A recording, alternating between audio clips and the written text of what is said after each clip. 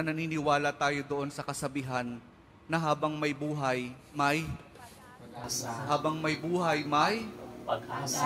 habang may buhay, may Pag-asa. pagsubok. Dahil tayo katiwala ng Diyos, binibigyan din niya tayo ng iba't ibang klase ng pagsubok. Kaya po doon sa pagsubok na yon, saka pa lang natin mauunawaan na talagang ang ating buhay ay mayroong, habang may buhay mayroong, Pagsubok. habang may buhay may Pagsubok. pagbangon. Huwag niyong hayaan na kapag meron kayong pinagdaraan ng pagsubok, ay hindi kayo babangon.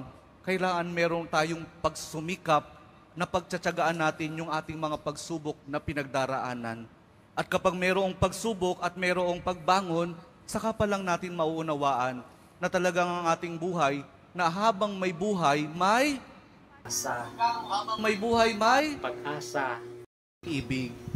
Ang pag-ibig na nagmumula kay Jesus lamang sa ating mahal na poong Jesus Nazareno.